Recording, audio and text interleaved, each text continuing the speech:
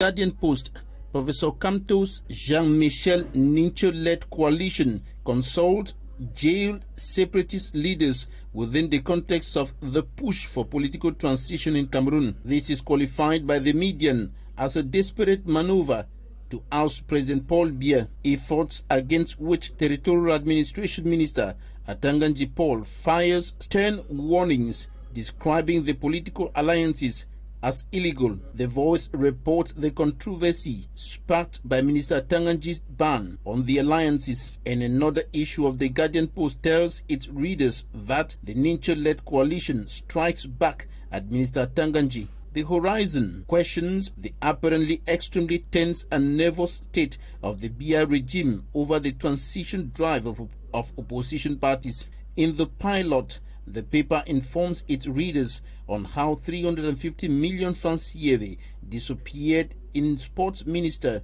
Mwele Kombi's office. According to The Sun, the government and the Cameroon People's Democratic Movement (CPDM) remain silent as Senate President Marcel Nyat Njifenji's absence holds all business in the upper house of Parliament. The Horizon reports that a new report alleges murdered journalist Martinez Zogo was spied by his alleged killers for 8 years. Popular celebrations nationwide amid poverty and hardship is the description of the 2024 International Women's Day in Cameroon on the front page of The Median.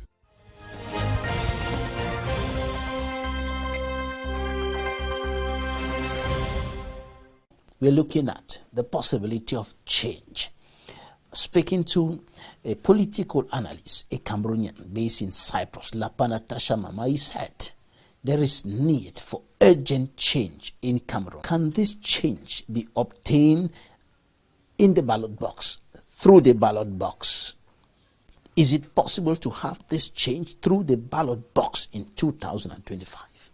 Anybody and everybody who has followed the conduct of election in Cameroon would automatically tell you no. There can be no change. Because there's no election.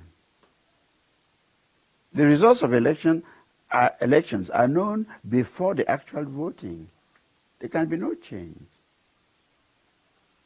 And change would have implied maybe a member of the opposition winning election. Where, first of all, is the opposition. The few political parties that give the impression they are of the opposition are attacked by the administration at all levels. At all levels. There is no way you can have free, transparent election in Cameroon. Free, fair, and transparent election in Cameroon. What hinders that? Election Cameroon, in the first place, is not in charge of elections in Cameroon. They register voters, then they apparently conduct the actual voting. From the time they finish the actual voting, who do you find election Cameroon? You only find commissions. So elections Cameroon does not really conduct election in Cameroon. And if anybody claims that the opposition is not winning because of maybe less registration than normally should be, the person is not right. In fact, the person is daydreaming. It's not the number of voters that determine election. It is the fairness of the election. It is the transparency of the election. But those elements are absent. Opposition political parties and other civil society leaders, political analysts have been calling for a revision of the electoral code. But with that seemingly not coming anytime soon, there is now a call for the opposition to come together in a common front in 2025 to bring about a change at the helm of the state. There are two coalitions that have been put up and led by Honorable Jean-Michel Nincho, one, and the other by Olivier Billet. But first of all, Do you think this idea of a coalition of the opposition can bring about any change? Can it succeed to turn the tide? They've tried in the past unsuccessfully. I was in one of them. When it came to the point of who should be the candidate, the whole thing got disintegrated in a split second. So I know not if things have changed to the point that one can really, give his money for the success of a similar thing. We've had it over the years. I just named, maybe I didn't name him. I talked about the Vice Minister of Justice. See, today, listen to what he says. So how different are those who are there now?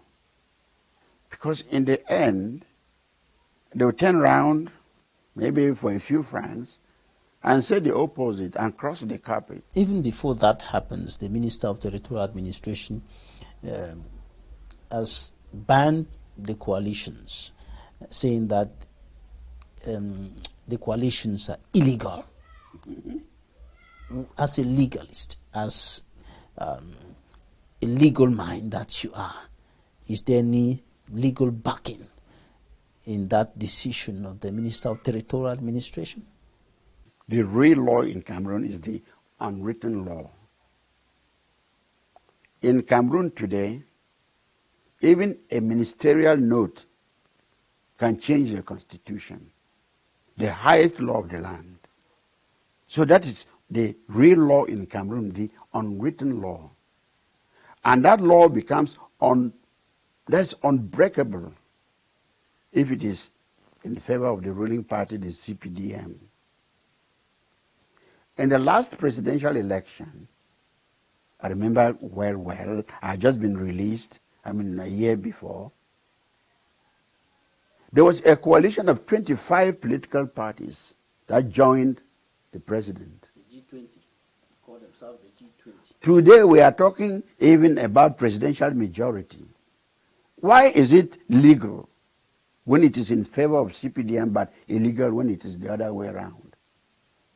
All over the world we hear even rivals at the primary level of elections endorsing the candidate that is leading. People endorse, groups endorse. Another idea that has been on the table of discussion within the circles of political parties of the opposition and championed by some of the political parties, including the CPP, the Cameroon People's Party, and other political parties, and even the Popular Action Party, and so on, is this idea of a political transition. Is this a feasible perspective of change in Cameroon? That again, to me, is like daydreaming. It's like daydreaming. Cameroon is one person.